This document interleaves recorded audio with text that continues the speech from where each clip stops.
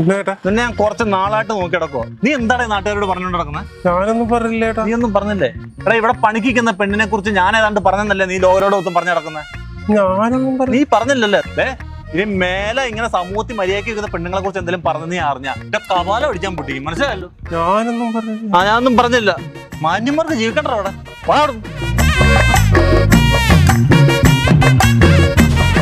എന്തോ പറയാനാണ്. എന്താ പ്രശ്നം? ഞാനിവിടെ പണിക്കുന്ന പെണ്ണിനെ കുറിച്ച് ഏതാണ്ട് അപവാദം പറഞ്ഞ് നടക്കുമെന്ന് അവൻ നാട്ടുകാരോട് പറഞ്ഞു നടക്കും.